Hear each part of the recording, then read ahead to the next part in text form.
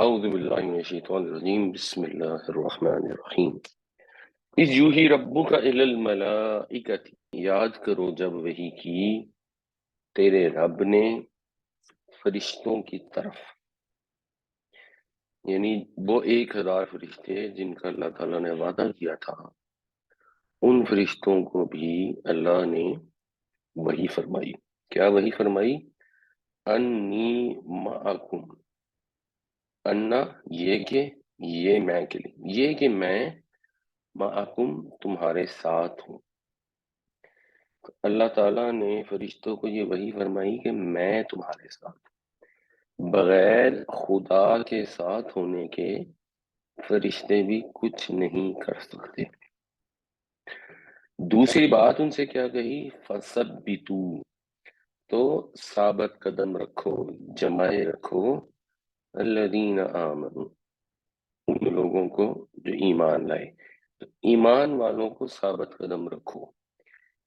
تو دوسری بات یہ پتہ لگی کہ ایمان والوں نے خود ایفرٹ کرنی ہے، محنت کرنی ہے، اس محنت کے اندر فرشتوں نے سپورٹ دینی ہے۔ اگر ایمان والے خود ایفرٹ نہ کریں اور ہاتھ پہ ہاتھ رکھ کے بیٹھے رہیں تو اللہ کے رسول موجود ہوں، ایون دین فرشتے مدد نہیں کر سکتے۔ تو رول یہ ہے کہ آپ کے پاس جو اسباب موجود ہیں، ان اسباب کے ذریعے ہی اللہ کی مدد آتی ہے۔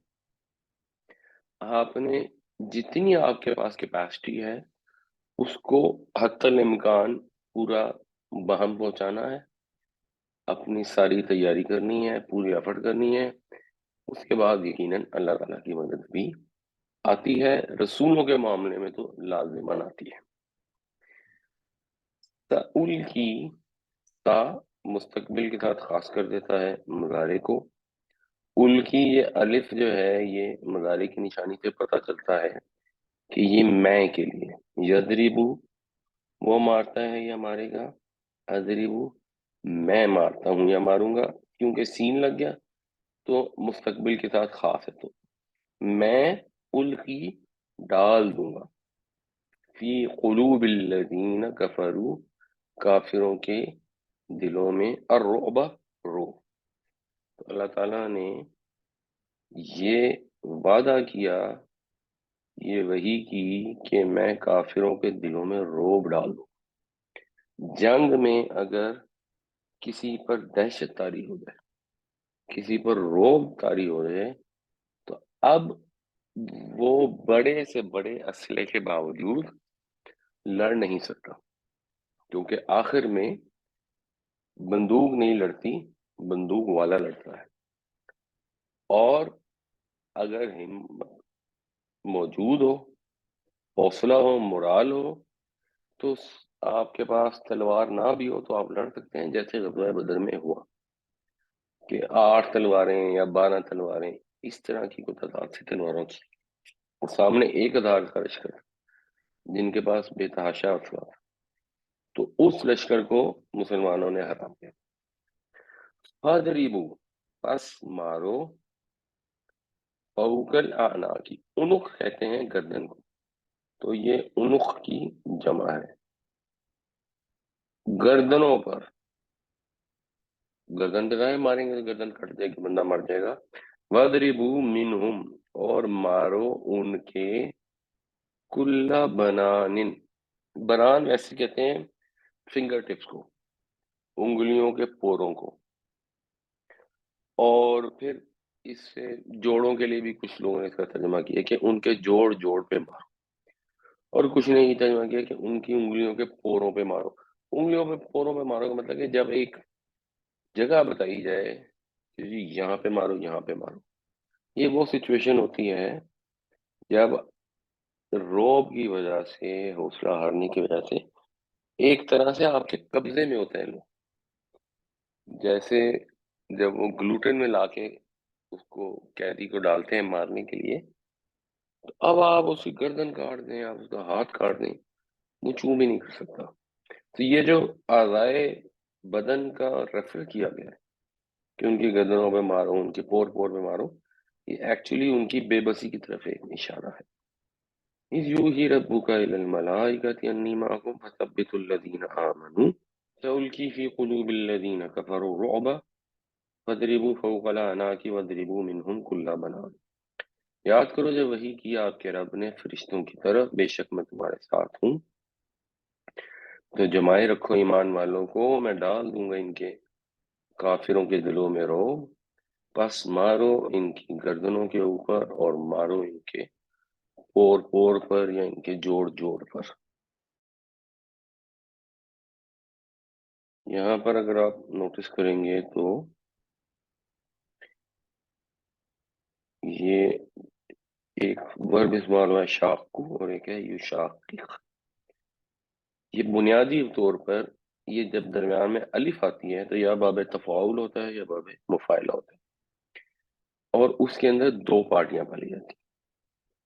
باب تفاعل میں جو دو پارٹیاں ہوتی ہیں وہ عام طور پہ ذرا ان میں ہم آہنگی ہوتی ہے، اور باب مفاعلہ میں جو دو پارٹیاں ہوتی ہیں وہ ایک دوسرے کے خلاف ہوتی ہیں۔ تو اس کا ایک مصدر فعال بھی ہوتا ہے، یعنی جہاد ہو گیا، قتال ہو گیا۔ تو شین قاف کاف سے یہ ہے، یعنی نصرہ ینصرو کے وزن پہ بنتا ہے شکا کا یشکو، جو اصل بن گیا شکا یشکو۔ اس کا مطلب ہوتا ہے کسی چیز کو پھاڑ دینا، اور پھر سے باب مفاعلہ بنتا ہے پھاڑ جانے کی وجہ سے ایک دوسرے کے خلاف ہونا۔ تو جو اس کا ماضی کا صیغہ ہے شاق کا، یہ تو ہو گیا شاق کا، اور مضارع کا صیغہ ہے، یہ دونوں طرح استعمال ہے۔ یہ یشاقی کو بھی استعمال ہوتا ہے اور یشاق کو بھی استعمال ہوتا ہے، قرآن شریف میں دونوں طرح ہے۔ باب مفاعلہ فعل یفاعل کے وزن پہ ماضی اور مضارع ہوتے ہیں۔ تو اس کا مطلب ہے ایک دوسرے کے خلاف ہونا۔ یہ اس وجہ سے کہ وہ ذالک بانہم شاقوا اللہ ورسولہ، کہ وہ خلاف ہوئے اللہ اور اس کے رسول کے، یعنی جو ان کو سزا دی جا رہی ہے کہ وہ گاجر مولی کی طرح مسلمانوں کے ہاتھوں کاٹ دیے جائیں، اس کی وجہ کیا ہے؟ وجہ یہ ہے کہ وہ اللہ اور اس کے رسول کے مقابلے کے لیے اٹھے ہیں۔ وَمَن يُشَاقِقِ اللَّهَ وَرَسُولَهُ، اور جو کوئی مقابلے کے لیے اٹھے گا اللہ اور اس کے رسول کے، فَإِنَّ اللَّهَ شَدِيدُ الْعِقَابِ، تو بے شک اللہ تعالیٰ سخت عقاب والا ہے، سخت سزا والا ہے، عذاب والا ہے۔ عقاب سے عام طور پر وہ سزا متصور ہوتی ہے جو کسی چیز کے عقب میں آتی ہے، یعنی ایک عمل غلط کیا تو اس کے جواب میں سزا ملی۔ تو جب اللہ اور رسول کے مقابلے میں کھڑے ہوں گے تو اس کا جواز ہو ہی نہیں سکتا، تو پھر اس کو سزا مل کے ہی رہے گی۔ ہمارے معاشرے میں ویسے اس کی مثال جو سب سے بڑی ہے وہ سود کی ہے، کیونکہ سود کے لیے قرآن شریف میں یہ الفاظ استعمال ہوئے کہ اگر اس سے باز نہیں آتے تو اللہ کے رسول کے مقابلے کے لیے تیار ہو جاؤ، اور لوگوں نے کہا کہ نہیں ہم تو مقابلے کے لیے تیار ہیں، سود کا کام کرتے رہے، اور جنہوں نے کوئی اسلامک بینکنگ کا نام کام شروع کیا تو وہ پتہ لگا وہ بھی بہو وہی کام انہوں نے بھی شروع کر دیا۔ تو اللہ تعالیٰ ہم سب کو ایسے اعمال سے محفوظ رکھیں جس میں ہم اللہ اور اس کے رسول کے مقابلے میں اٹھ کھڑے ہوں، اور اللہ رسول کے جو احکامات ہیں وہ انفرادی طور پر تو ظاہر سی بات ہے ان میں بھی ان کو عمل کرنا چاہیے، جب اجتماعی طور پر لوگ ان کی خلاف ورزی کرتے ہیں تو وہ صریحاً اللہ رسول کے مقابلہ ہے۔ تو اللہ کا یہ فیصلہ ہے کہ جو اللہ رسول کے مقابلے میں اٹھے گا تو اللہ تعالیٰ پھر سخت سزا والا ہے، پھر وہ اس کی سزا دے کر رہے گا، چاہے وہ ہمارے شادی بیاہ کے رسومات ہیں، چاہے وہ معاشرے میں بے حیائی ہے، چاہے وہ سود ہے، چاہے وہ ملاوٹ ہے، چاہے وہ رشوت ستانی ہے۔ جب اجتماعی طور پر لوگ ان چیزوں کے اندر مبتلا ہو جاتے ہیں تو یہ سیدھا سیدھا اللہ رسول کے مخالفت ہے۔ ذالک بانہم شاقوا اللہ ورسولہ ومن یشاقق اللہ ورسولہ فإن اللہ شدید العقاب، یہ اس لیے کہ انہوں نے مقابلہ کیا یا مقابلے کے لیے اٹھے یا مخالفت کی اللہ اور اس کے رسول کی، اور جو مقابلے کو اٹھتا ہے اللہ اور اس کے رسول کے، بس اللہ تعالیٰ سخت سزا والا ہے۔ ذالکم، یہ ذالکم وہی ذالکہ دوبارہ ہے، اور یہ ذالکہ میں یہ سٹائل ہوتا ہے کہ جو مخاطب جب ایک سے زیادہ ہوں تو ذالکم بھی آ جاتا ہے. تو ذالکم کا یہاں مطلب ہوگا تو یہ تو ہوا، یعنی یہ تو اس وجہ سے ہوا. فذوقوہ، بس چکھو اسے، بس چکھو اسے جو اللہ تعالیٰ نے تمہیں سزا دی، جو غزوہ بدر میں مشرکین کو سزا ملی. وَأَنَّ لِلْكَافِرِينَ، اور یہ کہ کافروں کے لیے عذاب النار، دوزخ کا عذاب ہے. یعنی یہ تو اب تازہ تازہ عذاب چکھو. کافروں کے بڑے بڑے سردار مارے گئے، اتنی بڑی جمعیت ہونے کے باوجود، اسلحے سے لیس ہونے کے باوجود. تو یہ جو سزا اور جو انسلٹ تمہاری ہو رہی ہے، اس کو تو نقد فوری چکھو اور انتظار کرو عذاب جو دوزخ کا ہے وہ بھی آیا کھڑا ہے. ذالکم فذوقوہ وان للکافرین عذاب النار، تو یہ تو لو، یہ تو ہے، بس چکھو، سو یہ تو چکھو، اور کافروں کے لیے دوزخ کا عذاب ہے. یا ایہا الذین آمنو، اے ایمان والو، اذا لقیتم، جب لقیتم تم ملاقات کرو. لقیہ یلقا کا مطلب ہوتا ہے کسی کے سامنے آنا. تو لقیہ وہ سامنے آیا، لقیتا تو سامنے آیا، لقی تم سب سامنے آئے. اذا لقیتم، جب تم سامنے آؤ، کس کے سامنے آؤ؟ الذین کفروا، کافروں کے مقابلے میں. تو جب تمہارا کفار سے مقابلہ ہو، ضعفن، یہ حال ہے، یہ نسب ہے، اور نسب کی جو وجہ ہے وہ یہ ہے کہ یہ حال ہے. ضعف کہتے ہیں جب بچہ سیکھتا ہے رڑنا یا گھسٹنا، اس گھسٹ گھسٹ کے چلنے کو ضعفن کہتے ہیں. تو تم کافروں کے سامنے آؤ گھسٹنے کی حالت میں. تو جو ہیوی لشکر ہوتا ہے وہ گھسٹ گھسٹ کے چلتا ہے. اگر کسی نے نوٹس کیا ہو، جب یہ رشیا نے یوکرین میں آرمی بھیجی، حالانکہ اب تو ٹینک اور گاڑیاں اور یہ والی سواریاں بہت شمار ہیں، تو اس کو کئی دن لگے وہاں تک پہنچنے میں، حالانکہ اتنا کو دور چند سو کلومیٹر کا تو فاصلہ ہے. تو وہ گھسٹ گھسٹ کے بڑا لشکر سفر کرتا ہے سلو سپیڈ پہ، آہستہ آہستہ. اس کے لیے پھر ضعفن کا لفظ استعمال، کیونکہ ایک جنگ کی دوسری قسم بھی ہوتی ہے جس کے اندر آپ کیا کرتے ہیں کہ بس آپ نے دشمن کا لشکر جا رہا ہے، آپ آئے، چھاپا مارا اور بھاگ گئے. تو وہ ایک فرق چیز ہوتی ہے، اس میں آپ دشمن کے مقابلے پر کھڑے نہیں ہوتے. یہ بات ہو رہی ہے کہ اگر آپ لشکر کے مقابلے میں لشکر کھڑا ہے، اس کے اندر اب بھاگنے کی آپشن نہیں ہوتی، کیونکہ وہ پھر سٹائل ہی ڈفرینٹ ہے. اس میں بھاگنے کا مطلب ہے کہ آپ ہار گئے، آپ نے شکست تسلیم کر لی. پس لا تولو، مت پھیرو، ہم، ان سے، الادبار، دوبر کی جمع پیٹھیں، تو ان سے پیٹھیں مت پھیرو. اب یہ پیٹھیں مت پھیرو ہے لفظی ترجمہ. ہماری زبان میں اس کے لیے لفظ استعمال ہوتا ہے پیٹھ دکھانا، یہ با محاورت میں. تو مطلب یہ ہے کہ ان کو پیٹھ مت دکھاؤ، پھر میدان جنگ سے فرار مت اختیار کرو. یا ایھا الذین آمنوا اذا لقیتم الذین کفروا زحفا فلا تولوهم الادبار. ایمان والو، جب تم ملاقات کرو، جب تمہارا سامنا ہو کافروں سے منظم لشکر کی صورت میں، فوج کشی کی صورت میں، تو ان کو پیٹھ نہ دکھائیو. اور ظاہر سی بات ہے جس کی مدد کے لیے خدا اور فرشتے کھڑے ہیں، اس کے لیے تو بالکل ہی لاجیکل نہیں ہے کہ وہ پیٹھ دکھائے. وَمَن يُوَلِّهِمْ، اور جو کوئی پیٹھ دکھائے گا، یوم اذن، یعنی پیٹھ دکھائے گا، اس پورے کا مطلب ہونا یُوَلِّهِمْ دُبُورَهُ، یوم اذن، اس دن یعنی بدر کے دن. اب یہ مسلمانوں کو ہدایت کی گئی بدر کے متعلق. جو بھی اس دن پیٹھ دکھائے گا اس کی سزا کیا ہوگی آگے بتا رہے ہیں. مگر اللہ، سوائے متحرفن، متحرفن جو ہے تحریف بھی جیسے ایک لفظ ہوتا ہے، یہ حرف سے باب تفعول ہے۔ حرف ہوتا ہے ایکچولی کسی چیز کا جھکنا، حروف کو بھی اسی لیے حروف کہتے ہیں کہ ان کے کنارے جھکے ہوئے ہوتے ہیں، راؤنڈ ہوتے ہیں۔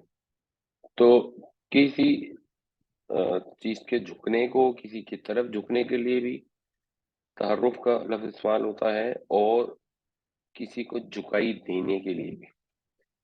یعنی آپ جنگ کر رہے ہیں، جنگ میں آپ نے نوٹس کیا کہ ایک چال چلنی ہے، آپ سائڈ سے نکلیے، تو سائڈ سے نکلتے ہیں اور پیچھے سے حملہ کرتے ہیں، یا دوسرے مورچے پہ جا کے وہاں سے حملہ کرتے ہیں، تو پینترا بدلنے کے لیے اردو میں اس کا ترجمہ کیا جا سکتا ہے۔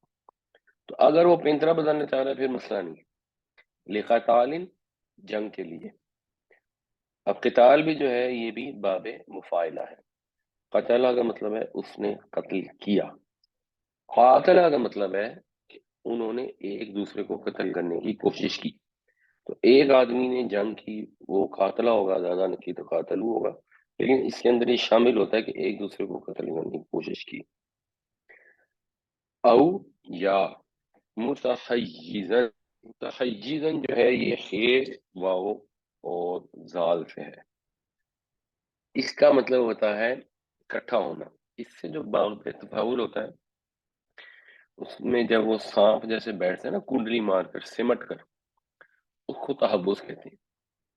مطلب یہ کہ آپ جنگ میں آگے چلیں گے، اب آپ کو لگ رہا ہے کہ نہیں پوزیشن ویک ہے، پیچھے آپ کا سپہ سالار موجود ہے، تو آپ وقتی طور پر جنگی تدبیر کی نوعیت سے آپ پیچھے سمٹتے ہیں اور اپنے سپہ سالار کے ساتھ جا کے دوبارہ مل جاتے ہیں، تو وہ بھی کر سکتے ہیں۔ یعنی آپ پینترا دے کے وہاں سے نکل گئے، وہ بھی ٹھیک ہے، یا آپ نے بالکل ہی پیچھے ریٹریٹ کر لیا، اور اس کو انگریزی میں کہتے ہیں آرڈرلی ریٹریٹ، تو وہ بھی ٹھیک ہے، وہ کر سکتے ہیں۔ اس کے علاوہ اگر کوئی جنگ میں دشمن کو دیکھ کر فرار ہو جائے گا، فقد باء بغضب من اللہ، تو وہ لے کر آیا واپس، تو وہ لوٹا اللہ کے غضب کے ساتھ۔ بے والف با یا بو کا مطلب ہوتا ہے لوٹنا، حقدار ہونا۔ ومأواہ جہنم، اور اس کا ٹھکانہ جہنم ہے۔ اس میں جب بعد میں سچویشن ہوئی، یعنی تھوڑا سا اس میں فرق ہے کہ یہ غزوہ بدر کا معاملہ تھا جس کے اندر جو کچھ تھا وہیں پر ہی تھا، تو اس دن تو بالکل ہی آپشن نہیں تھی۔ یہ متحجدن الی فئۃ، کسی جماعت کی طرف سمٹ رہا ہو، تو وہاں پر جو جماعت تھی وہ تو نبی کریم صلی اللہ علیہ وسلم موجود تھے، اور وہ وہی جماعت تھی بیسیکلی۔ جب بعد میں جنگیں ہوئیں جو حضرت عمر کے دور میں مثال کے طور پہ ہوئیں، اور اس میں بعض اوقات ایسا ہوا کہ لوگ جنگ میں کسی وجہ سے شکست کھا گئے اور واپس آ گئے۔ اچھا، جنگ میں شکست کھانا بھی ایک فرق چیز ہے، جب ایک دم بھگدڑ مچ جائے، افراتفری ہو جائے، وہ ایک علیحدہ چیز ہے۔ جب آپ نے لشکر دیکھا اور بھاگ گئے، جیسے عبداللہ بن ابی غزوہ احد میں میدان میں آیا، پھر 300 بندے لے کے وہاں سے بھاگ گیا جنگ شروع کیے بغیر ہی، وہ ہے اصل جس کو یہاں منع کیا۔ لیکن جب ایران سے کچھ لوگ شکست کھا کے واپس آئے، وہ حضرت عمر کے پاس آئے، ان کو بڑی ٹینشن تھی کہ اب ہم تو اللہ کے غضب کے حقدار ہوتے۔ حضرت عمر نے کہا کہ بھائی میں وہ جماعت ہوں، میں وہ فیاتون ہوں جس کی طرف آپ واپس آئے ہیں، اور آپ واپس آئے ہیں، ہم دوبارہ جنگ پہ جائیں گے۔ یہ تو ان کے لیے بنیادی طور پہ بات ہے کہ جو جنگ سے فرار ہو گئے، کیونکہ وہ اپنی جان کا خوف تھا انہیں، وہ دوبارہ تھوڑی جائیں گے۔ تو انہوں نے پھر سمجھایا کہ آپ ان میں شامل ہیں جو اپنے فیا کی طرف سمٹ آئے ہیں۔ وَمَن يُوَلِّهِمْ يَوْمَئِذٍ دُبُورَهُ إِلَّا مُتَحَرِّفًا لِقِتَالٍ أَوْ مُتَحَيِّزًا إِلَىٰ فِئَةٍ فَقَدْ بَاءَ بِغَضَبٍ مِّنَ اللَّهِ وَمَأْوَاهُ جَهَنَّمُ وَبِئْسَ الْمَصِيرُ، اور جو کوئی پلٹے گا اس دن، جو کوئی پیٹھ دکھائے گا اس دن، سوائے اس کے کہ وہ پینترا بدلنا چاہتا ہو جنگ کے لیے، یا وہ سمٹ رہا ہو کسی جماعت کی طرف، تو پھر وہ اللہ کا غضب لے کر لوٹا، اس کا ٹھکانہ جہنم ہے، اور کیا ہی برا فلم پس نہ تقتلوہم، ویسے تو تقتلونا کا مطلب ہوتا ہے تم قتل کرتے ہو، جب لم لگ گیا تو ماضی میں ترجمہ چلا گیا، نون ختم ہو گئی، بس تم نے قتل نہیں کیا۔ اب تقتلونا جو ہے یہ پلورل ہے، وَلَكِنَّ اللَّهَ قَتَلَهُمْ، اور لیکن اللہ نے قتل کیا انہیں۔ اچھا، اس کے اندر بھی آپ دیکھیں تو یہاں ماضی کا صیغہ لگا ہے کیونکہ بعد ماضی کی ہو رہی ہے، یہاں کیونکہ لم آ گیا تھا اس لیے مضارع کا صیغہ لگا۔ تو یہاں فرما کیا رہے ہیں اللہ تعالیٰ کہ جو غزوہ بدر کے اندر واقعہ ہوا، جو 70 مشرک مارے گئے، ان کے بڑے بڑے سردار مارے گئے، تو تم لوگوں نے ان کو قتل کیا؟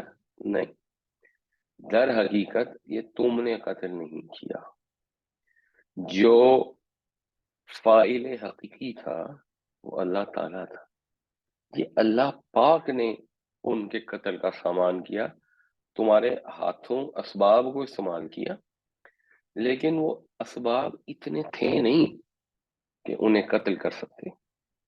اور روایتوں سے پتہ لگتا ہے کہ مسلمان جو صحابہ تھے وہ بعد میں انہوں نے کہا کہ ہمیں ایسا محسوس ہوتا تھا کہ ہم نے تلوار کا وار کسی پہ کیا اور مثلا اس کے گھٹنے پہ تلوار ماری تو ہماری تلوار ٹچ ہونے سے پہلے اس کا گھٹنا کٹ گیا، یعنی وہ جو فرشتے تھے وہ مومنوں کی مدد اس طرح کر رہے تھے کہ جو وہ ایک قدم آگے بڑھاتے تھے وہ اس کو 10 میں کنورٹ کر دیتے۔ تو یہ چیز جب اللہ کے رسول اور اس کے ساتھیوں کو یہ بتائی جا رہی کہ آپ نے بہت بہادری کی، شجاعت کی، اور صحابہ میں سب سے زیادہ درجے والے صحابہ بدری صحابی ہیں، مگر بتایا ان کو جا رہا ہے کہ اصل میں یہ تم نہیں تھے، اصل میں یہ اللہ ہی نے ان کو قتل کیا، جو فاعل حقیقی ہے وہ اللہ ہی ہوتا ہے۔ تو انسان جتنی بھی محنت کرے اور ایفرٹ کرے، اور ضرور کرے کیونکہ اس کے بغیر بھی اللہ کی مدد کا وعدہ نہیں، اور جتنی بھی ایفرٹ کر لے اس کے بعد اس نے جو توکل کرنا ہے، جو بھروسہ کرنا ہے، وہ صرف اور صرف اللہ کی ذات پر۔ آپ کے سر میں درد ہے، آپ نے پیناڈول کھا لی، اب آپ نے کہا میں پیناڈول کھانے سے ٹھیک ہوں، نہیں، آپ نے یہ سوچنا ہے کہ یہ تو وہ اسباب ہیں جو میرے رب نے مجھے اختیار کرنے کا حکم ادا کیا، مجھے رب نے یہ حکم فرمایا ہے کہ میں ان اسباب کو اختیار کروں، جو شفا ملنی ہے وہ اللہ تعالیٰ نے ہی دینی ہے۔ بہت ممکن ہے کہ وہ پیناڈول اثر نہ کر پائے، اس گولی ہی صحیح نہ ہو، یا وہ سر کے درد وہ والی ہو ہی نہ، کسی اور وجہ سے ہو، تو توکل بھروسہ صرف اور صرف اللہ پہ رکھنا ہے۔ اگر بدر کے اندر صحابہ نے کافروں کو قتل نہیں کیا بلکہ اللہ نے قتل کیا، تو ہماری آپ کی تو کیا حیثیت۔ وما رمیتا، رمی جو ہم حج میں بھی کرتے ہیں، کسی چیز کو پھینکنا، اور نہیں پھینکا آپ نے، نبی کریم صلی اللہ علیہ وسلم نے، روایتوں میں آتا ہے کہ ایک یہ بھی سٹائل تھا عربوں کا، اور ایک اس میں ایک لعنت کا فکرہ ہوتا ہے، شاہت الوجو، تو انہوں نے زمین سے مٹھی میں مٹی اٹھائی اور کافر کو اچھال دی، وہ جو اچھالی تو خدا کرنا کیا ہوا، اللہ نے ہوا چلائی یا کیا کیا، ان سب کافروں کی آنکھوں میں مٹی چلی گئی۔ تو اس کا بھی اللہ تعالیٰ یہاں ریفر کر رہے ہیں کہ وما رمیتا اذ رمیتا، اور آپ نے خاک نہیں پھینکی جب پھینکی، ولیکن اللہ رمی، لیکن اللہ نے پھینکی، بلکہ اللہ تعالیٰ نے وہ خاک پھینکی۔ اب شکر ہے وہ لوگوں کو موقع نہیں مل پایا کہ اس سے وہ ایک نیا فلسفہ نکال دیتے صوفیوں والا کہ جی اللہ کے نبی نے جو کام کیا وہ تو اللہ کا خدا نخواستہ کوئی رسول کے اندر تشریف لے آئے تھے، اور کیونکہ اس سے پہلے پلورلزم میں وہی بات پہلے بھی ہو چکی ہے، تو بات یہ کی جا رہی ہے کہ جو آپ نے مٹی پھینکی اس کا اثر ان کی آنکھوں تک گیا، وہ اللہ ہی نے پہنچایا. آپ نے 8 تلواروں یا 12 تلواروں سے انہیں قتل کرنے کی کوشش کی صحابہ، تو اس سے آپ نے قتل نہیں کیا، یہ اللہ نے قتل کیا. تو اللہ تعالیٰ نے ایسے کیوں کیا؟ یعنی اللہ ویسے ہی ان کے اوپر عذاب دے کے ان کو مار دیتا، وہ اس کی وجہ بھی بتائی جا رہی. وَلِيُبْلِيَ المؤمنین، اور لفظی ترجمہ تو خیر اس کا یہ ہے کہ تاکہ وہ آزمائے مومنوں کو، منہ ان کے اندر سے، بلاءً حسن، خوبصورت آزمائش. لیکن اصل میں یہ ایک محاورہ استعمال ہوتا ہے کہ اگر مثلا کہیں کہ ابلا فلان فی الحرب بلاءً حسنا، اس کا مطلب ہوتا ہے کہ اس نے جنگ میں اپنی بہادری کے جوہر دکھائے، وہ جنگ میں آزمایا گیا تو اس نے اپنے آپ کو آزما کے جو اپنے جوہر تھے ان کو آشکارا کیا. تو یہاں مطلب یہ بنے گا کہ یہ اللہ نے اس لیے کیا تاکہ اللہ تعالی مومنوں کے جوہر جو ہیں ان کو نمایاں کرے. اور واہ سے پہلے بھی کچھ ہے، وہ کچھ بھی ہو سکتا ہے کہ اللہ نے رمی کی، اللہ نے قتل کیا تاکہ کافروں کو جڑ کٹ جائے، اور یہ تاکہ وہ مومنوں کے جوہر نمایاں کرے. تو یہ اللہ تعالیٰ کا سسٹم ہے. آپ نے ایفرٹ کرنی ہے، آپ کو جتنے بھی اللہ نے جوہر دی، جتنی استطاعت دی، یہ چیز انسان کے اوپر آزمائش آتی رہتی. یہ تو خیر بہت بڑی آزمائش تھی، ایسا خوف تھا کہ یہ مومنوں کی جماعت پوری کی پوری ختم ہی نہ ہو جائے. آزمائشیں تو آتی ہی رہتی ہیں اور آتی رہیں گی. فیصلہ یہ کرنا ہوتا ہے کہ ایسی آزمائش میں اب آپ نے کیا کرنا ہے. اور جب اللہ تعالیٰ آزمائش میں ڈالتا ہے، اللہ تعالیٰ سہارا بھی بنتا ہے. آپ اگر اس آزمائش میں مبتلا ہونے کے بعد شکوے نہیں کرتے، رونا پیٹنا نہیں کرتے، ہمت سے کام لیتے، آپ کے بس میں جو کچھ ہے اس کے اوپر پورا اترتے ہیں، تو اللہ تعالیٰ آپ کی مدد فرماتا ہے. آپ سمجھیں 99% دنیا میں مدد فرماتا ہے. اب یہ 99 کی کئی اتھینٹک فگر نہیں ہے، لیکن میں نے جتنا آبزرو کیا ہے، جتنا دین کو سمجھایا ہے اور دنیا کو بھی سمجھایا ہے، اگر آپ اپنی پوری ایفرٹ کرتے ہیں تو 99 میں نہیں تو 90% تو ڈیفینیٹلی اللہ تعالیٰ دنیا میں مدد کر دیتا ہے. اور کچھ جگہوں پہ اللہ کو مزید آزمائش منظور ہوتی ہے تو وہ مزید آزمائش آ جاتی ہے، وہ تو اللہ کی مرضی.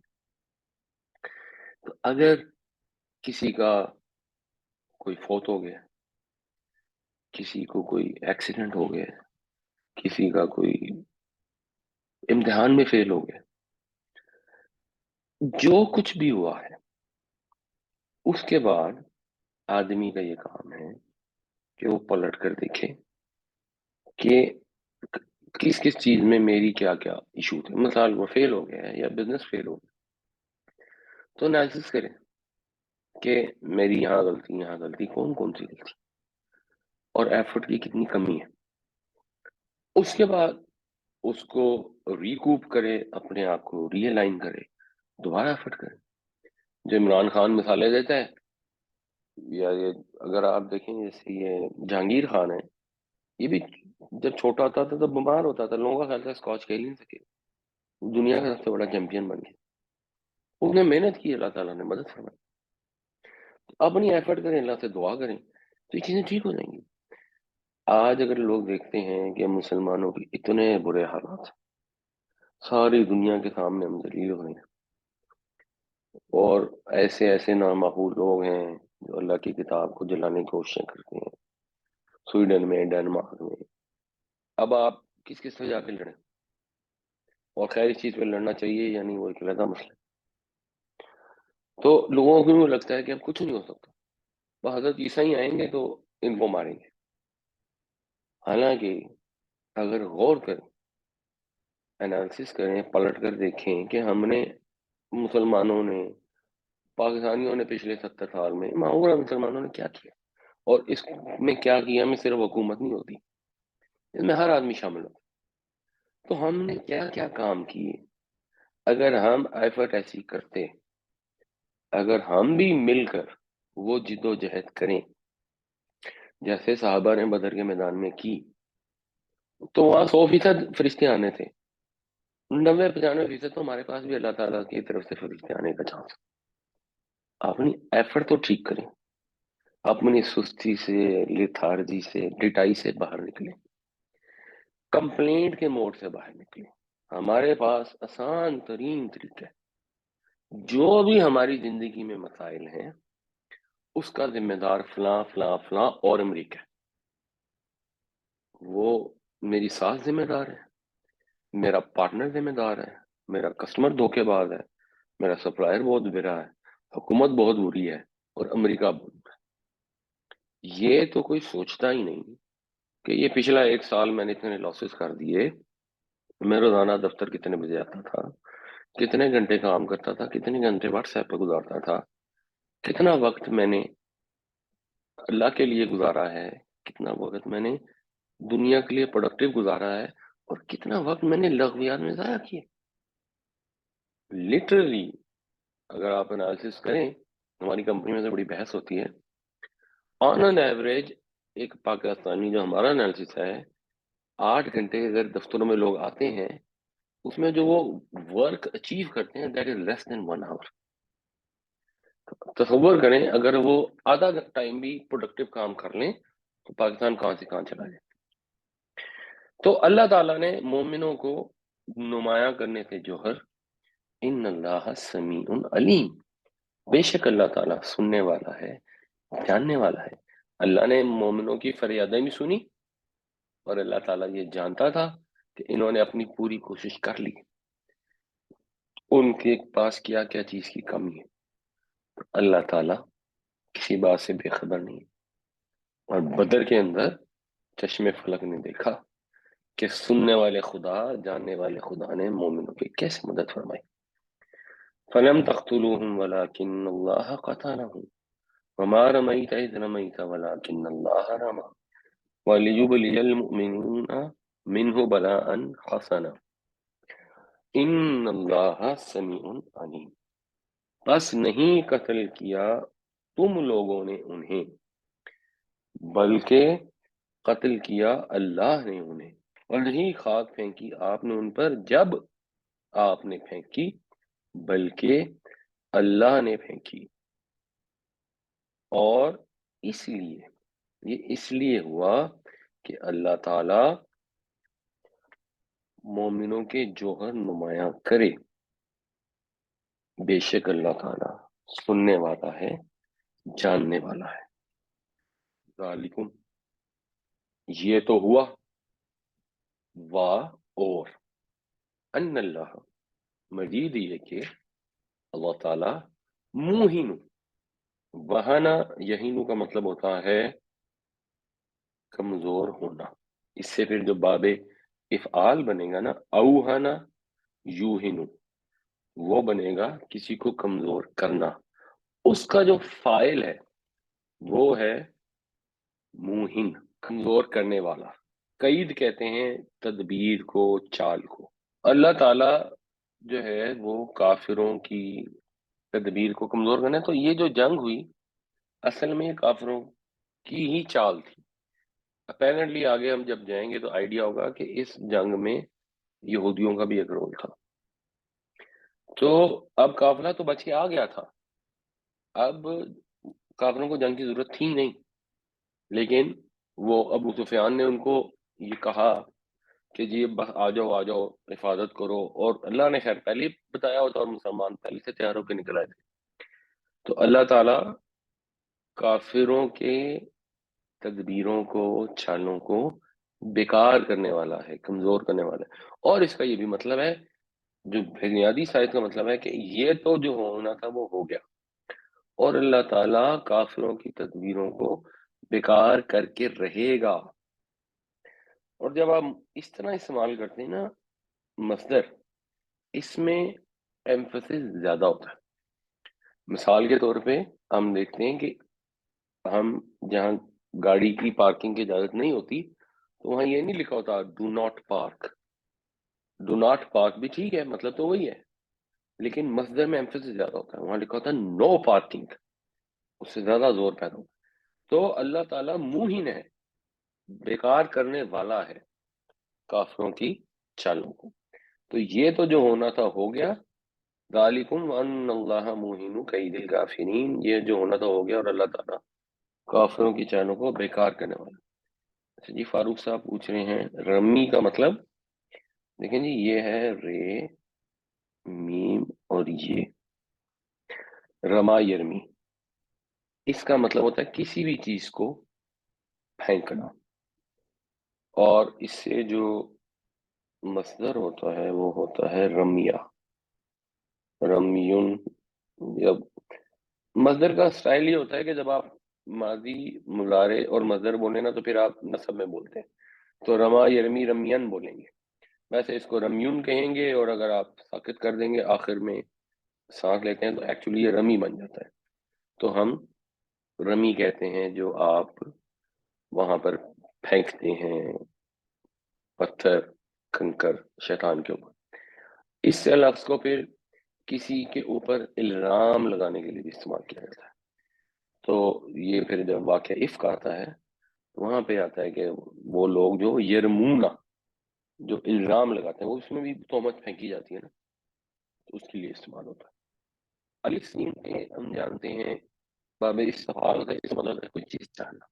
अगर तुम चाहते हो, आगे क्या आ रहा है, फे ए और हे, फतह। फतह का बुनियादी मतलब होता है खोलना। फतह यफ्तहू, ये सलासी मुजर्रद के बेसिक औजान में से भी है। तो बहुत जगह पे फे लिखा होता है वर्ब के आगे, तो उससे पता लगता है कि जी फतह यफ्तहू के वजन पे होगा। इस खोलने से फिर बहुत सारे अल्फाज इस्तेमाल होते हैं। सूरह फातिहा भी इसी से कुरान की इब्तदा करती है, तो इब्तदाइया का लिए फातिहा का लफ्ज इस्तेमाल होगा। खोलने वाली चीज को इस्मुल आला जो होता है मिफाल के वजन पे होता है मिफ्ताह, तो मिफ्ताह का मतलब होता है चाबी। इसी तरह जो लफ्ज फतह है, बुनियादी तौर पे फातेह के साथ क्या होता है, फातेह के लिए भी जब वो फतह हासिल कर लेता है तो दरवाजे खुल जाते हैं, फाटक खुल जाते हैं, वो शहर में दाखिल हो जाता है। तो खोल, वो भी खोलने वाला होता है बेसिकली। और इसी का एक मतलब होता है फैसला भी, कि जब को फतह होती है तो फैसला हो जाता है ना, कि अब ये जीत गया, फैसला हो गया, तो बात खुल गई। फैसले में भी बात खुल जाती है कि हक क्या है और बातिल क्या है, जो भी जज ने एक फैसला करना था कर दिया। तो इसलिए इन सब मानों में इस्तेमाल होता है। यहाँ पे ये फैसले के मानों में है। तस्तफ्तीहू, अगर तुमने फैसला चाहा।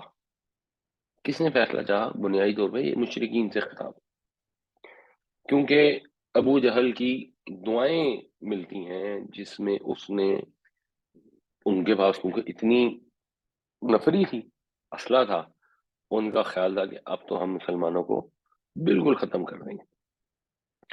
तो उन्होंने कहा जी ठीक है, इस जंग में जो फैसला होगा इसको हम ठहराएंगे मीदान। और अबू जहल ने एक दुआ, उसकी बड़ी मशहूर किताबों में आती है, उसने दुआ की कि अल्लाह ताला, जो इन हम में से जिसने कता रहमी की हो, जो कता रहमी का मुजरिम हो, या अल्लाह तो उसको कल कुचल देना। मतलब ये उसका ये ख्याल था कि नबी करीम सल्लल्लाहु अलैहि वसल्लम जब तशरीफ लाए, तो आपने भाई भाई में जुदाई डाल दी। एक भाई मुसलमान हो गया, एक काफिर रह गया, अब दोनों आमने सामने खड़े हो गए। तो उन्होंने कहा जी ये कता रहमी इन्होंने की है। तो उसके अल्फाज ये है कि अख्तार लिर्रहमी, जो ज्यादा कता रहमी करने वाला हुआ उसको कुचल दीजिए। अल्लाह ताला ने मुझे, क्योंकि दर हकीकत कता रहमी करने वाला तो अबू जहल था। नबी करीम सल्लल्लाहु अलैहि वसल्लम लोगों को इस्लाम की दावत दी, लोगों ने तो किसी को नहीं कहा कि भाई के खिलाफ खड़े हो जाओ। लोग मुसलमान हो गए, अबू जहल एंड कंपनी, उन्होंने अपने बंदों को कहा कि इनके खिलाफ, इनके ऊपर जुल्म करो। इनको, मुसलमानों ने तो किसी रिश्तेदार पे जुल्म नहीं किया। वो तो जो बदर में भी लड़ने के लिए आए, वो तो हक के बोलबाला करने के लिए लड़ने के लिए आए, वो तो हक की दावत दे रहे थे। تو اس جنگ سے یہ فیصلہ ہو گیا. تو یہ جو دعائیں تھیں ان کو ریفر کیا پہلے جا رہا ہے کہ بھائی تم نے مانگا تھا نا فیصلہ، ان تستفتحوا فقد جاءکم الفتح، تو آ گیا تمہارے پاس فیصلہ. اب وہ فیصلہ آ گیا، اب تو باز آ جاؤ، اب تو مان جاؤ.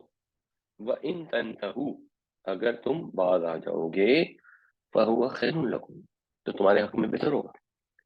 اللہ تعالیٰ کی کتنی مہربانی ہے کہ جن مسلمانوں کو ظلم کر کر کے نکال دیا، مدینہ میں بھی ان کا سایہ تنگ کرنے کی کوشش کی، ان کے اوپر حملے کیے، سارا کچھ کیا، جب ان کو فتح نصیب ہو گئی پھر بھی تمہارے حق میں بہتری ہوگی، انہوں نے پھر بھی تمہیں معاف کر دیا. تو اللہ تعالیٰ تو معاف کرنے والا ہے. حق بات کو قبول کرو، اللہ تعالیٰ کے دامن میں آ جاؤ. یہ ہمیں اپنے اوپر بھی غورنا چاہیے. جو کام ہم غلط کرتے ہیں، کوئی بھی غلط کام ہے، ایک آدمی ہے نماز نہیں پڑھتا، اب آپ اپنے بچے کو سمجھا رہے ہیں بیٹا نماز پڑھو، بیٹا ہم نے تو قرآن کلاس میں پڑھا ہے کہ نماز جو نہیں پڑھتا مسلمان ہی نہیں. یہ ہم سورہ توبہ میں انشاءاللہ جو اگلی صورت آئے گی یہ آیت انشاءاللہ پڑھیں گے، جس کے اندر الفاظ ہیں کہ ان کو اڑا دو. مفہوم یہ ہے، ہاں اگر یہ توبہ کر لیں اور نماز ادا کریں اور زکوٰۃ ادا کریں تب ان کو چھوڑا دو.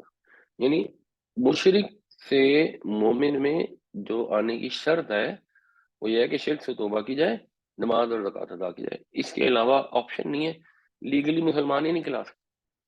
اب آپ بچے کو کہنا بیٹا نماز پڑھ لو، وہ آگے تو بحث کر رہے ہیں یہ کیا ہو گیا، کہاں لکھا ہے، ایسی بھی بات نہیں ہے. بحث کی کیا بات ہے؟ ابا جی کہنے بیٹا نماز پڑھ لو تو اٹھ کے نماز پڑھ لو، اپنی حرکت سے باہر آ جاؤ، مسئلہ ختم. ایک آدمی ہے وہ ملاوٹ کیے جا رہا ہے کیے جا رہا ہے کیے جا رہا ہے، اس کے بعد اسے بیٹا ملاوٹ کیوں کرتے ہو؟ وہ جی ملاوٹ نہیں کریں گے تو گزارا نہیں ہوگا، فلاں نہیں ہوگا، ڈمکان نہیں ہوگا، ہم یہ تو نہیں کرتے ہیں، وہ تو نہیں کرتے ہیں، فلاں تو نہیں کرتے ہیں، پھر ہم حج کر رہے تو کیسی فضول بات. تم ملاوٹ بند کر دو، بند کرو گے تو کیا ہوگا؟ فَهُوَ خَيْرٌ لَكُمْ، تمہارے لیے بہتر ہوگا. اگر زبان سے یہ کہتے ہیں کہ ہم اللہ کو رب مانتے ہیں تو کیوں نہیں مانتے کہ اگر وہ کہہ رہا ہے کہ غلط کام سے بعد آ جائے تمہارے بہتر ہوگا تو اللہ کی بات پہ یقین کیوں نہیں کرتے؟ یہ کس قسم کا رب ماننا ہے کہ منہ سے تسبیحیں پڑھی جا رہی ہیں اور یقین ہی نہیں ہے کہ ہم ملاوٹ بند کر دیں گے تو ہمارے لیے بہتر ہوگا، ہم رشوت نہیں لیں گے تو ہمارے لیے بہتر ہوگا. کیوں اس چیز پر ایمان نہیں ہے، کیوں یقین نہیں ہے؟ ہم سود کا کاروبار نہیں کریں گے تو ہمارے لیے بہتر ہوگا. اللہ تعالیٰ کہہ رہے ہیں سود سے باز آ جاؤ، اگر باز نہیں آتے تو اللہ رسول سے جنگ کے لیے تیار ہو جاؤ. ہم کہتے ہیں نہیں، اگر ہم سود بند کر دیں گے تو ہم مر جائیں گے. وہ کہہ رہے ہیں اگر تم باز آ جاؤ گے تو ہمارے لیے بہتر ہوگا. ہم کہتے ہیں نہیں نہیں، ہمارا تو کاروبار تباہ ہو جائے گا، مسلمان دنیا میں پیچھے رہ جائیں گے. تو فیصلہ کر لو نا پھر کہ اللہ کو مانتے ہو یا نہیں مانتے. اگر اللہ کو مانتے ہو تو اس کی بات کا اعتبار کرو، اگر بعد آ جاؤ گے تو تمہارے لیے بہتر ہے. جو پیغام مشرکین مکہ کے لیے تھا وہی ہمارے لیے، اور اگر ہمارا عمل وہ ہوگا جو مشرکوں نے کیا تو جو انجام ان کا ہے وہی ہمارا ہو. اللہ تعالیٰ کو اس سے کیا غرض ہے؟ ہماری کیا حیثیت ہے کہ ہم اس گھر میں پیدا ہو گئے ہیں تو ہم کہیں جی ہم چاہتے ہیں اور وہ ہندوؤں کے گھر میں پیدا ہو گئے تو وہ جہنم میں جائے گا. وَإِن تَعُودُوا، اور اگر تم اعادہ کرو گے، اگر تم دوبارہ کرو گے، اگر تم یہی کچھ کرو گے، نعود، تو ہم بھی یہی کچھ کریں گے. جیسے اب تمہیں بدر میں شکست ہوئی ہے، اگر تمہارا خیال ہو کہ تم دوبارہ اکٹھے ہو کے آ جاؤ گے تو تمہارے ساتھ پھر یہی ہوگا. وَلَن تُغْنِيَ عَنْكُمْ فِئَتُكُمْ، اور نہیں کام آئے گی تمہاری جمعیت، شیئن، کچھ بھی، وَلَوْ کَسُرَتْ، اور وہ کتنی ہی بڑی ہو. یہ جو ہے یہ مؤنث غائب کا صیغہ ہے، تو یہ صیغہ استعمال ہوا ہے فیہ کے لیے. وا، اور ان اللہ مع المؤمنین، اللہ تعالیٰ مومنوں کے ساتھ. اللہ تو کافروں کے ساتھ نہیں ہے، اللہ ان کے ساتھ ہے جو ایمان لے آئے، جنہوں نے مان لیا. اگر آپ نے مان لیا ہے کہ سود حرام ہے اور آپ سے بچ گئے تو اللہ آپ کے ساتھ ہے. اگر آپ نے مان لیا کہ لوگوں سے بدتمیزی کرنا منع ہے آپ نے ان کی جلی سڑی کڑوی کسیلی باتیں سن کے صبر کر لیا، اللہ آپ کے ساتھ ہے۔ اللہ کا ساتھ مل جائے تو پھر اور کیا چاہیے؟ ساری دنیا خلاف ہو آپ کے، اللہ آپ کے ساتھ ہو۔ اللہ نے کہا ہے نا اللہ المؤمنین، تو اس پر اعتبار رکھیں، اس پر یقین رکھیں۔ بالکل، آپ نے بچے کی شادی کرنی ہے، آپ نے کہا میں نے اسلامی طریقے سے کرنی، وہ جو دنیا والے باتیں کرنی، کسی کی پرواہ کی ضرورت نہیں۔ اللہ آپ کے ساتھ ہے نا، تو دنیا میں کوئی نہیں ہے جو آپ کو باتیں کر سکے، آپ کو ذلیل کر سکے، اور نہ کسی کی باتیں کرنے سے، اگر کوئی آپ کے خلاف باتیں کرتا ہے، خدا کا فرمان ماننے پر اپنے پیٹ میں انگارے بھرتا ہے، اپنے منہ میں انگارے ڈالتا ہے، آپ کا کچھ نہیں بگڑتا۔ اللہ پہ بھروسہ رکھیں، کیونکہ اللہ تعالیٰ صبر کرنے والوں کے ساتھ، اللہ تعالیٰ بات ماننے والوں کے ساتھ، ایمان لانے والوں کے ساتھ ہے۔ ان تستفتحوا فقد جاءكم الفتح وان تنتهوا فهو خير لكم وان تعودوا نعود ولن تغني عنكم فئتكم شيئا ولو كثرت وان الله مع المؤمنين۔ اگر تم نے فیصلہ چاہا تو فیصلہ تو آ گیا تمہارے پاس، اور اگر تم باز آ جاؤ تو تمہارے حق میں بہتر ہے، اور اگر تم یہی کرو گے تو ہم بھی یہی کریں گے، اور کچھ کام نہ آئے گی تمہاری جمعیت چاہے وہ کتنی ہی زیادہ ہو، اور بے شک اللہ تعالیٰ مومنوں کے ساتھ ہے۔ یا ایھا الذین آمنوا اطیعوا اللہ ورسولہ، اے ایمان والو اطاعت کرو اللہ کی اور اس کے رسول کی۔ ایمان والے ہو تو یہ اس کی شرط ہے نا کہ اللہ رسول کی اطاعت کرو، یہ نہیں کہ ملاوٹ کر کر کے لوگوں کو کھلائی جا رہے ہو، رشوت اپنی اولاد کو پیٹ میں حرام مال ڈالی جا رہے ہو، اور منہ سے کہتے ہو ایمان والے نہیں۔ ایمان والے وہ ہیں جو اللہ رسول کی اطاعت کریں، یہ کم سے کم ریکوائرمنٹ ہے اللہ کی، اور زیادہ سے زیادہ ریکوائرمنٹ ہے کہ نبی کریم صلی اللہ علیہ وسلم کا اتباع کیا، بس۔ اس سے کم میں گزارا نہیں ہے، اس سے زیادہ بھی گزارا نہیں، اتباع سے اوپر بھی نہیں آ سکتے۔ اللہ کے نبی صلی اللہ علیہ وسلم نے جو جو اعمال کیے ہیں، ان کے محبت میں ان کو فالو کر لو، اس سے بڑھ کے کرنے کی کوشش کرنی چاہیے نا، اپنے آپ کو ذرا چیمپئن سمجھنا چاہیے کہ ہم تو ہر اذان سے پہلے درود پڑھیں گے، جب اللہ کے رسول نے نہیں سکھایا، اپنی طرف سے گھڑ گھڑ کے کرنے کی ضرورت نہیں۔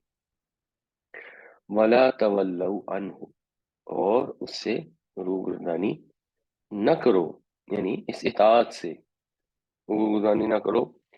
بیسیکلی یہ جو ہو کا صیغہ ہے یہ استعمال ہوا ہے سنگولر، تو یہ رسول کے لیے، کہ رسول سے منہ نہ پھیرو، رسول سے منہ نہ موڑو۔ رسول جب کو بات کر رہے ہو تو ادھر ادھر نہ جاؤ، وانتم تسمعون، اور تم سن رہے ہو، یعنی جب رسول کوئی حکم فرمائے تو تم نے اس کو سننا ہے، اس سے منہ نہیں پھیرنا۔ اور رسول کا حکم سے منہ پھیرنے کا مطلب ہے اللہ کے حکم، کیونکہ اطاعت میں اللہ رسول دونوں استعمال ہوئے نا، یہ انڈرسٹوڈ ہے کہ پھر رسول کی بات کو نہ ماننا اللہ کی بات نہ ماننا ہے، رسول سے منہ موڑنا اللہ سے منہ موڑنا ہے۔ اللہ سے تعلق کا، اللہ کی اطاعت کا ایک ہی تو ذریعہ ہے، وہ اللہ کے نبی پاک صلی اللہ علیہ وسلم۔ یا ایھا الذین آمنوا اطیعوا اللہ ورسولہ ولا تولوا عنہ وانتم تسمعون، اے ایمان والو اللہ اور اس کے رسول کی اطاعت کرو اور اس سے منہ نہ موڑو جب کہ تم سن رہے ہو۔ اچھا، یہ ایک انہوں نے سوال کیا ہے کہ کچھ لوگ مسلمان ہیں لیکن نماز نہیں پڑھتے، ہم انہیں کیسے کنوینس کریں؟ جہاں تک میری معلومات ہے، کسی کو بھی کنوینس کرنے کا جو سب سے بہتر طریقہ ہے نا، وہ تو قرآن شریف ہی، تو ان کو آپ یہ بات بھی بتائیں۔ یہ سورہ توبہ کی آیت ہے، وہ آیت کبھی انشاءاللہ آ جائے گی ویسے تو کچھ عرصے میں، ورنہ میں اس کا ریفرنس بھی آپ کو بتا دوں گا ایگزیکٹلی۔ اس میں الفاظ آتے ہیں خلو سبیلہم، کہ اگر وہ توبہ کر لیں اور نماز اور زکوٰۃ ادا کریں تو ان کا راستہ چھوڑیں۔ اس آیت سے کلیئر ہے، احادیث ہیں، نبی کریم صلی اللہ علیہ وسلم نے فرمایا مومن اور کافر کے بیچ میں فرق کرنے والی چیز نماز، یہ حدیث سب کو پتہ ہے تقریبا۔ تو جب مومن کافر کے بیچ میں فرق کرنے والی چیز نماز ہے، نبی کریم صلی اللہ علیہ وسلم نے یہ بتا دیا ہے، اس کے بعد کوئی کہے جی میں ہوں تو مسلمان لیکن میں نماز نہیں پڑھتا، تو ان کو بتانا چاہیے کہ بھائی یہ آپ لیگل ٹرمینالوجی میں اسلامی حکومت آپ کو مسلمان تسلیم نہیں کرتی، یہ اللہ کا حکم ہے۔ اور اگر آپ قرآن شریف پڑھیں تو آپ کو آئیڈیا ہوگا کہ جو منافقین تھے وہ بھی نماز پڑھنے آتے تھے، ان کی نماز کا ذکر ہے کہ یہ ایسے ڈھیلی ڈھالی کسالہ بلی مری مکی نماز پڑھنے آتے ہیں، تو اس کا بھی ذکر آتا ہے، یعنی ان کے پاس یہ آپشن نہیں تھی کہ نماز نہ پڑھتے۔ اور اسی لیے سعودی عرب میں تو اگر آپ مرد ہیں اور آپ بازار میں ہیں اور آپ نماز نہیں پڑھ رہے تو مار مار کے پڑھاتے ہیں۔ اب نئی حکومت آ گئی ہے تو ان کے خیالات تبدیل ہونا شروع ہو گئے، اور اسی بنیاد یہی ہے۔ اور جب حضرت ابو بکر نے جہاد کیا زکوٰۃ نہ دینے والوں کے خلاف تو لوگ کنفیوز تھے، تو انہوں نے کہا کہ یہ تو اگر زکوٰۃ نہیں دے رہے تو اب ہم ان کے خلاف جہاد کر دیں، کیوں؟